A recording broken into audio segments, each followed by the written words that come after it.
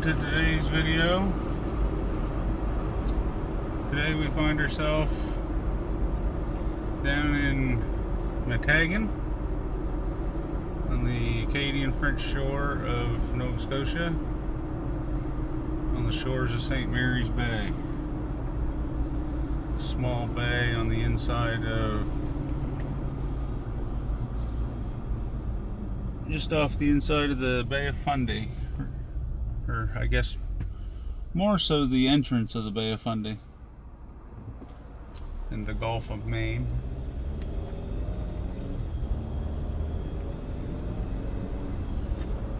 In recent years, it's kind of been a hotbed of fisheries and political activity, and it's found itself in the headlines quite a bit for, I guess, kind of rather unfortunate reasons, but we're not really going to get into that today. We're just here to take a drive and admire the scenery, and as you can see, spring is definitely hit or well on its way down here.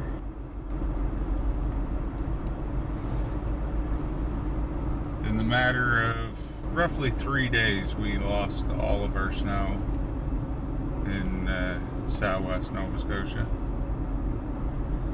We had quite a substantial snowpack.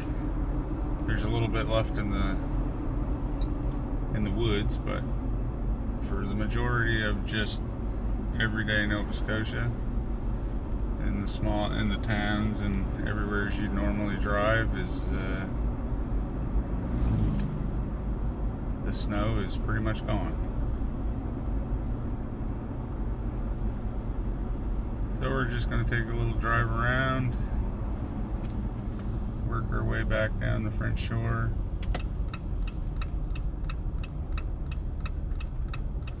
Maybe see a few fishing boats and admire the coastal communities along the way.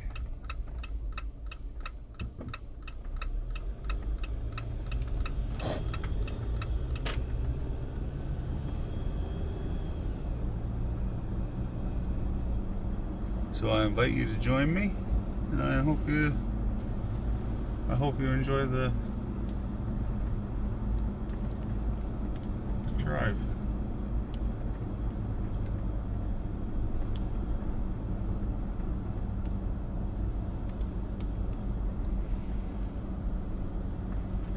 Kind of curious to see what kind of activities going on down here as far as the lobster fishing and whatnot. Normally this time of year it's kind of slowed down just due to the winter and the snowfall and whatnot, but where the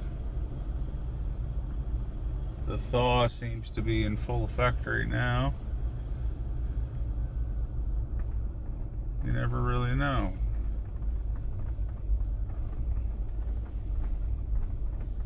As you can tell by the vehicles in the parking lot here, this is a very busy port in southwest Nova.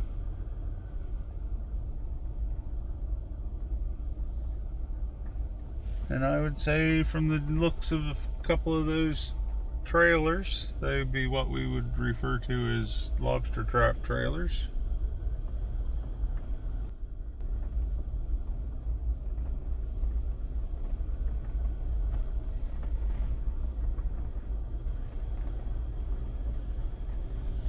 So I would say there's some people that are probably setting their gear back out. Sometimes through the winter, especially down here, it takes,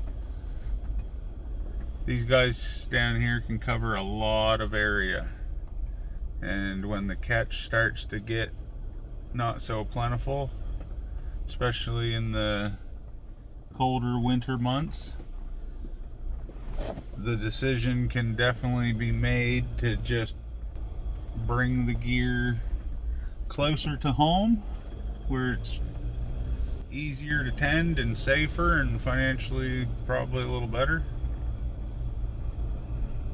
And some fellers will actually bring the tags or bring the traps and bring them right into the wharf, or even further, bring them home and go through the effort to set them again once the thaw takes place and everything resumes, prosperous fishing activities. So I would say by a couple trailers there in the parking lot, there's some guys that are getting ready. They got their hopes, not their hopes, but they're looking for a little something to start. And maybe they just want to be the early worm that gets their stuff. Sometimes there tends to be a few different little spots in every little district there. We call them the honey holes, quote unquote, where there's always going to be a trap or two or something. You kind of lay and wait for some of those holes, and if you're early enough to get into them, for what can come out of them later, you just buy your time and you wait. And that can be a gamble, because at some point in time they might not produce. But when you got those quote unquote honey holes, those might make it worth the effort of getting some of the gear back situated in the water a little earlier than the other feller. And then that usually begins what we always referred to as the rat race of just once one feller gets his gear going back into the water, it just triggers everybody else to follow suit, because you just never really know what happened one year. That you can only use that as an educated guess for the next. They're never a guarantee, which is the age-old joke of that's why they call it fishing and not catching.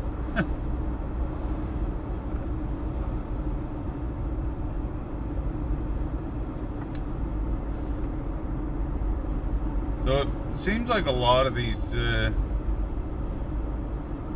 French Acadian communities down through here, there's small little communities that run right into the next. You're almost hard pressed, other than a road sign that signifies you're going from one small village into the other. There's not necessarily a visible line where there's a little cluster of houses and a corner store, and that's whateverville, and then another one, and that's another little village, and just kind of vacant void distance in between. Down here it's very, and I think it's just because of the past of what some of these families have been through, it's very tight-knit, and one community seems to bleed into the next, and it's kind of nice. It makes for a very nice drive, and all honesty, down through here can be some of the nicest people that you'll see and meet, and the food is amazing.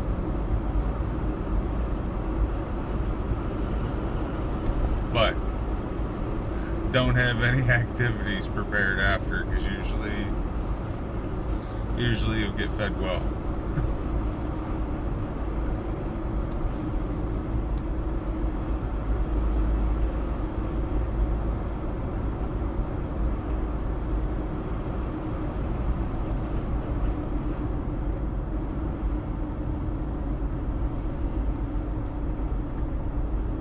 And this would be one of the probably the biggest shipyard in Southwest Nova, this side of Halifax. This would be Terrio's shipyard. AF Terrio's. And they do a lot of like your service ships and ferries and large size fishing vessels, or multi-use vessels that require that extra little bit of technology and kind of the perfectionist maintenance. Some fisheries, like sword fishing for one, you have to have a very well maintained boat, and your audio signature / your vibrations that your boat allows out into the atmosphere in the water surrounding you has to be very limited, and you got to be pretty meticulous, or else you're alerting those fish that you're trying to target that you're there.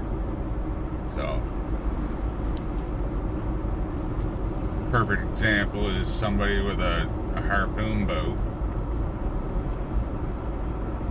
You don't want those fish knowing that the harpoon boat is coming miles away. You want to be able to sneak up on them while they're engaged in the surface activity. So stuff like that, bigger vessels, more meticulous vessels, more technologically advanced, you'd find those guys at a shipyard like that.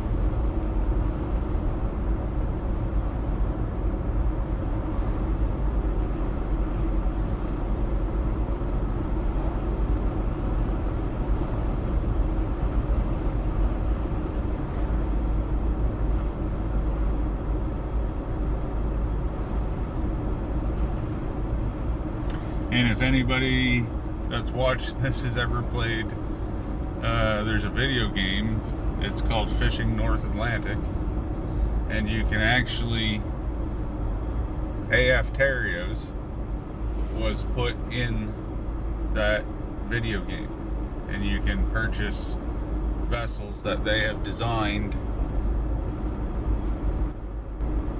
to fish for different species and whatnot, and it's all designed around Southwest Nova and stuff. It's kind of a pretty neat little idea.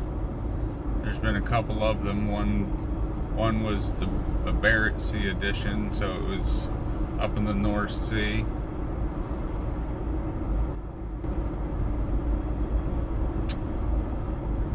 And they've got the Fishing Atlantic.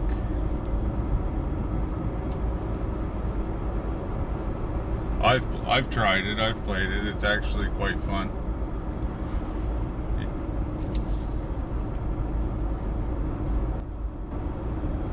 Being a lobster fisherman in the past, I kind of I was curious. I had to see what it was like, and yeah, it was kind of nice.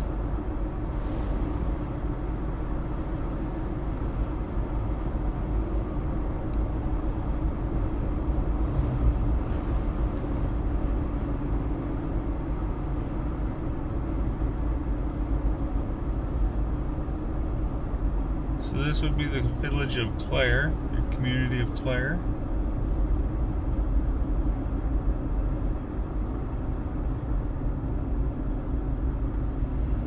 And again, this is mostly, I mean, speaking English, you'll be fine down here, but I think that, like, it's mostly French, and in amongst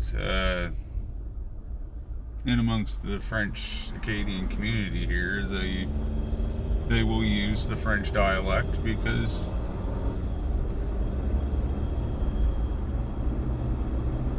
well, if you know anything about the past of Nova Scotia and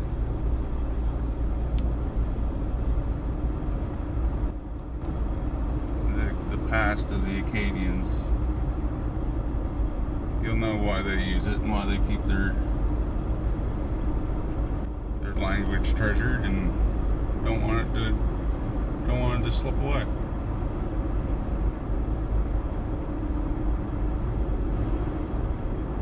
A lot of dark years in the past of Nova Scotia. These grounds were fought over many, many times. And some of those times were very ruthless.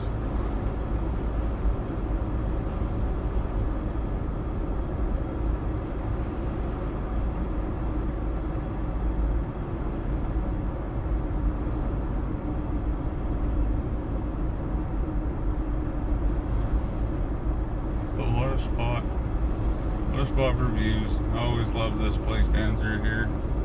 It's really nice. In about another month's time, I would say the lobster boats will be.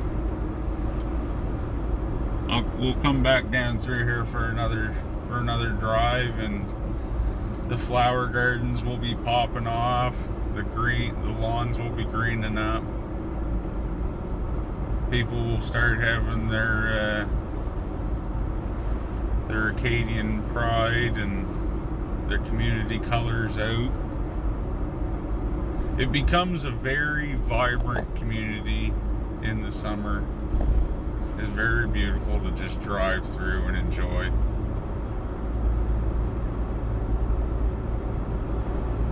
So we'll definitely come back.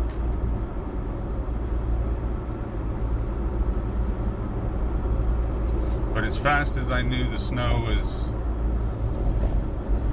was leaving up home in the Annapolis Valley, I knew that down here in Southwest Nova it was going to be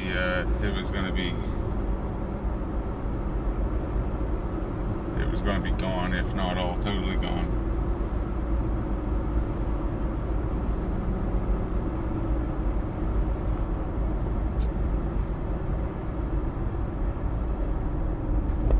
The temperatures just continue to climb. It was plus 13 degrees Celsius yesterday.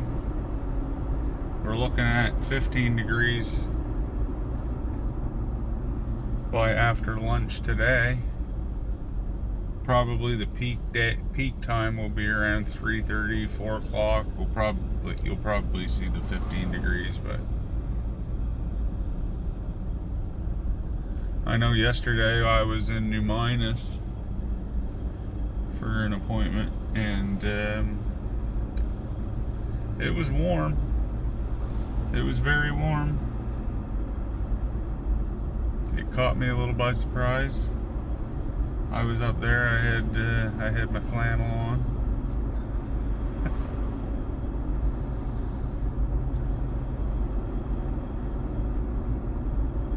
A little overdressed. Felt beautiful in the morning, but come lunchtime, a little bit after lunchtime, it was time to lose the flannel. I wished I had shorts at that point. I probably wouldn't have went as far as a couple of the young fellers that we come across last night when I took Abby and Cooper for their evening walk.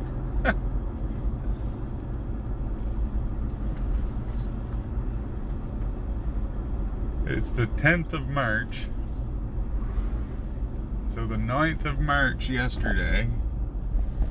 And there were kids, not kids, like they were teenage boys, riding around Bridgetown on their bicycles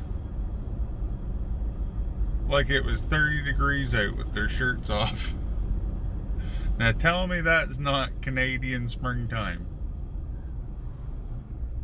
As soon as it hits, and I was there before, I was the guy.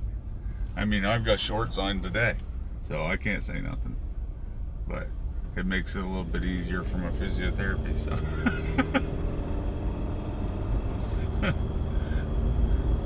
But they was riding around like it was plus 30 with t-shirts tied on the handlebars, just loving life. I mean, you love to see it, but boy.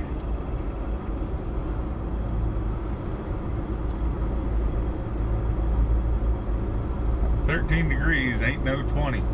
And it sure as heck is not no 30 degrees.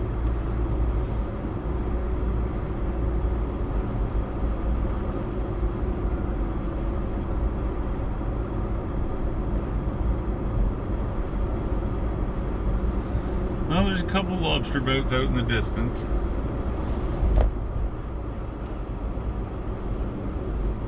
A little bit too far out, they won't show up on the camera.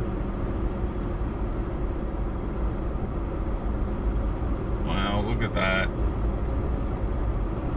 It's hard to have anything else on your mind when something to talk about fishing or anything like that, when a site like that church like that pops in through your view.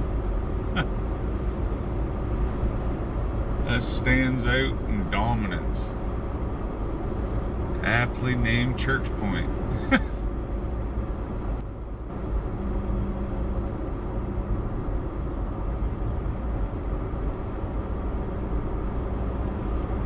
And these are some beautiful church. Like, there's some beautiful churches up through here.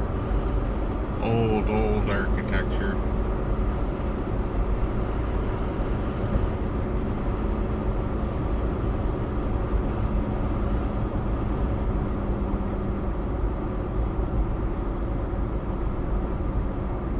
We had, I think the oldest one that I've ever been in, the oldest church I've ever been in was actually, I think it was the Baptist church that burnt down in Bridgetown. I was in it one time when my neighbor across the road, when he passed away, I went to his celebration of life, and I was absolutely taken. It was beautiful inside. The mass, they had an amazing organ and beautiful. It was just beautiful. It was breathtaking. But unfortunately, there was a fire that took that away from the community.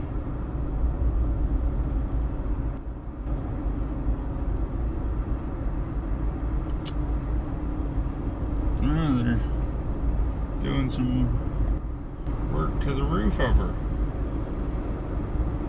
That's good. Keep her around a few more generations to enjoy the history and the sights.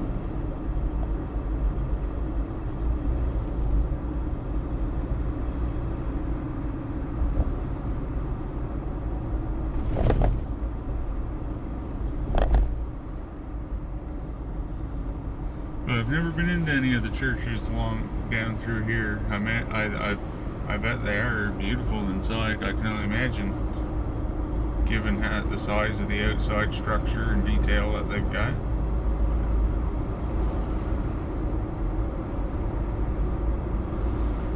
They're definitely an impressive force up against the backdrop of the St. Mary's Bay here.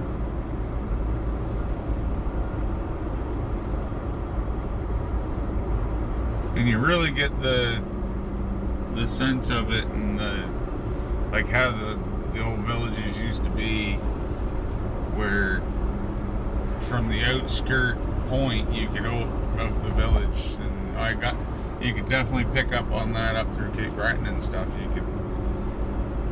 The church points were always the center of the villages. You could always see them from the outside edges of the surrounding areas, to like a drawing in or a meeting place.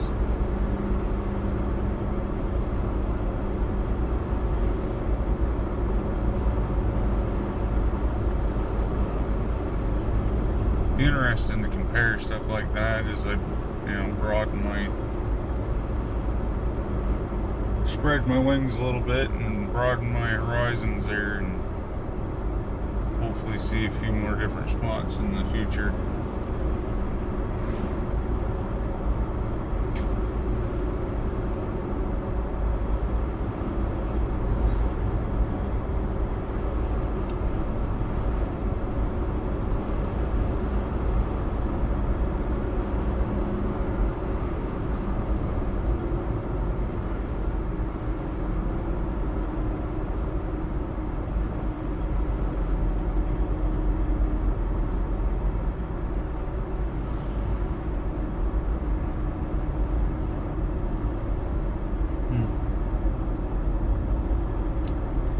So many nice spots you could probably get to for like any one of these people living in these houses. The afternoon beach walks that they must be so nice. Where I grew up, it was a lot of lava rock beach, so it wasn't like crushed sand either. It was just sharp, jagged rock. That's what a lot of the Bay of Fundy shoreline is.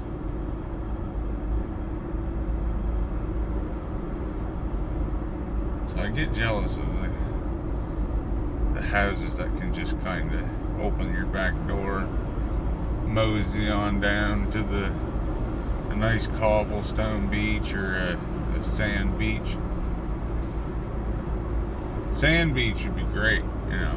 Everybody loves sand beach, but cobblestone wouldn't be too bad because you're not bringing it back to you. It's less mess. You get that, like Hampton Beach. There's something different about when you sit there and you listen to the waves crash. It's so different compared to anywhere else or any of the real sandy beaches that I've been to. The water crashes into those rocks, into the cobblestones and the beach stone, and it's the drawback after the filtering of all the water. Like it's almost like its own wind chime.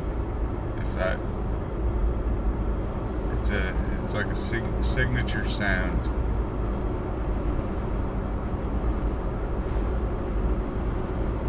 I don't know, I kind of love it. I sat there last year on my birthday and I think it was one of the more calming evenings and nights that I had. Just kind of sat there and listened to the waves crash and then pulled back through the cobblestones and reflected on the year that went by. And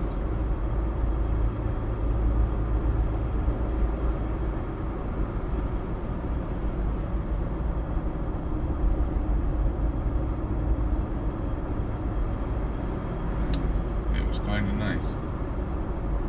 It made getting older a little bit easier.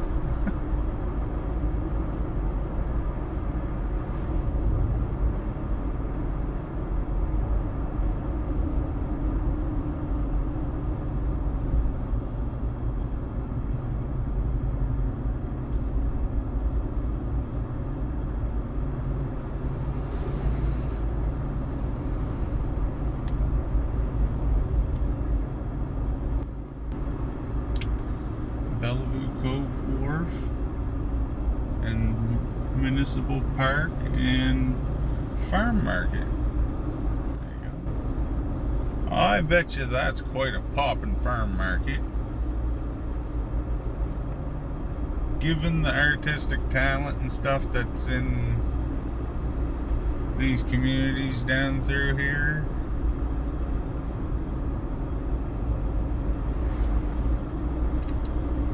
between the vegetables and the stuff and the food and stuff, and probably the arts and crafts that show up there, I bet you that's probably quite a farm market. I would suggest if you're in the area when it's open, probably no bad idea to stop.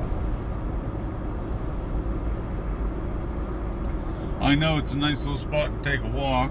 I parked there this fall when I was down this way, and there is a little section, a little trail there off the parking lot from the farm market that goes quite a little ways down, and it's a pretty nice little trail. It's flattened down, beaten down pretty good. It's not just, you know, some couple little kids trail or something. It's an actual trail. that will walk you along some of the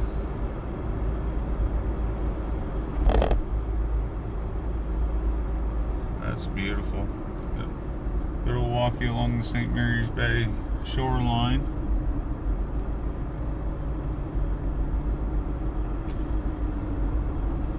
Mind you, they just take your breath away. Even if you might not agree with what's taking place with whatever might have happened inside those walls, or the message that comes from within those four walls, those buildings are absolutely gorgeous. And you can't help but just appreciate that, and how the skill and the effort that it took to construct those. That's still in today's world, that would be a massive undertaking.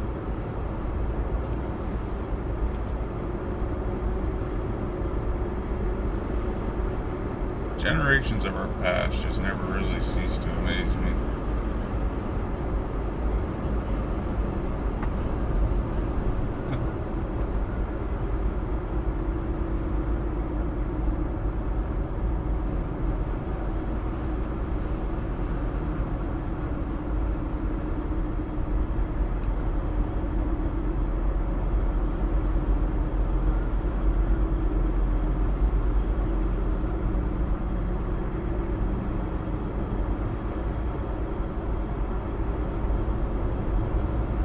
So now that we've gone in underneath the Highway 101, we're going to be moving away from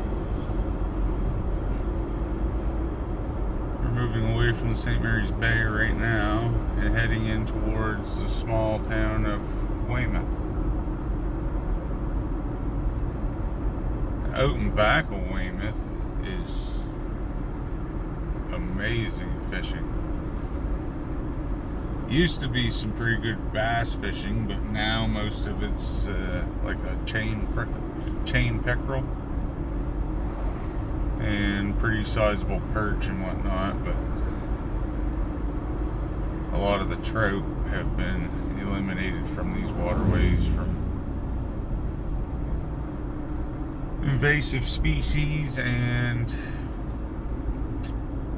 a few issues with some surrounding mink farms that wreaked havoc with some of the ecosystems and watersheds down through here in Southwest Nova.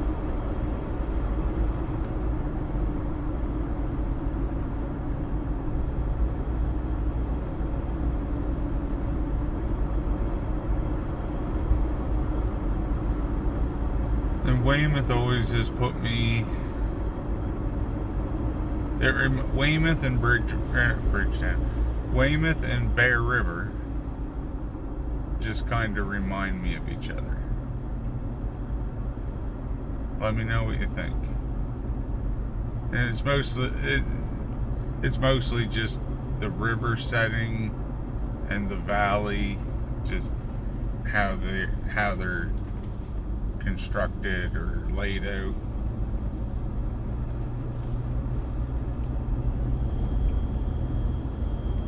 But they definitely remind myself. They remind me of one another.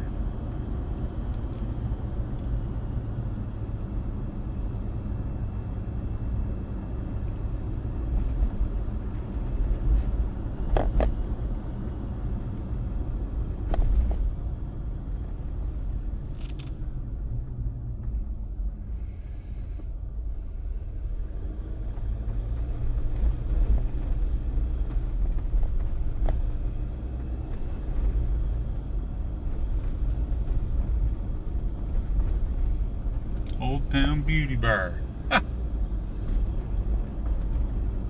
That's quite a name for a barbershop, a beauty bar. I like it.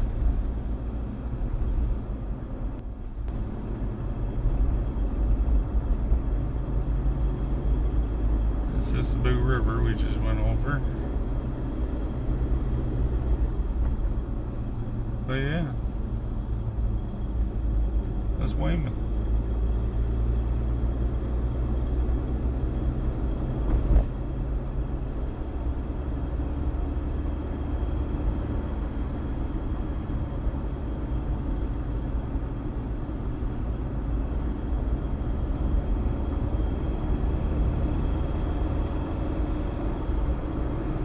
It's just a small little town. Hopefully it's got most of what you need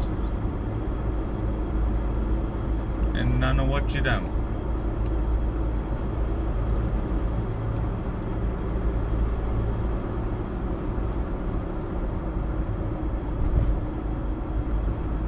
And now we're just following the Mississippi River. I don't know, the Big Crown Deadwater it's called, I guess. I've never heard of that.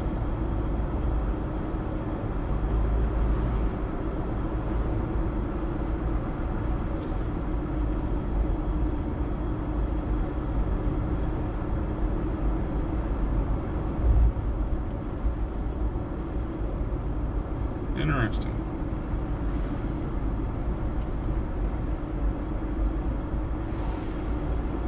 Well, we'll head to... We're heading towards Weymouth, North Weymouth.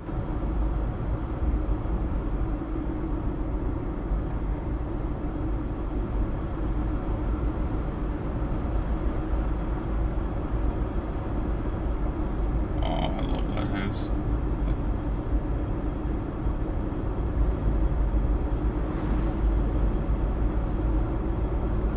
Last time I drove through here, there was a substantial fire in one of the right along here somewhere. But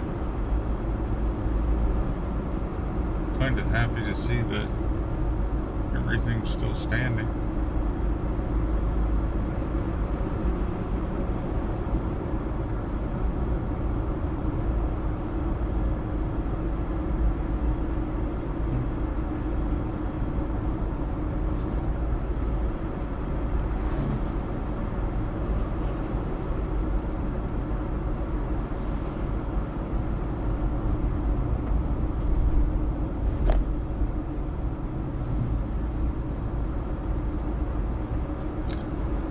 They make sure you can see that church from all directions.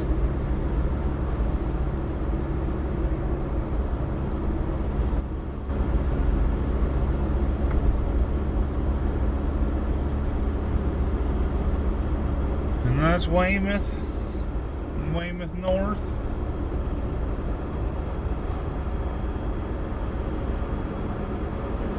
It's kind of a nice little spot.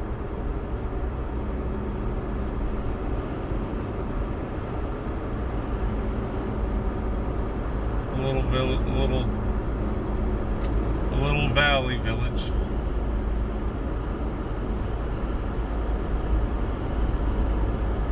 The ways of old, between the shipbuilding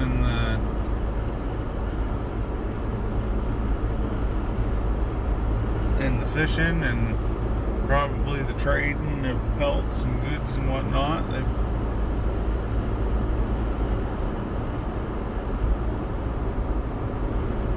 never ventured far from the waterways.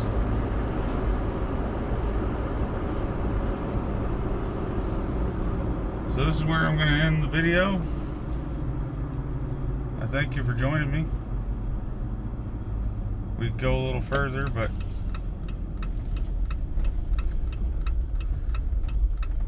I don't think you'll stay mounted on the roof of my Jeep at 100 kilometers an hour. So until next time, until probably tomorrow,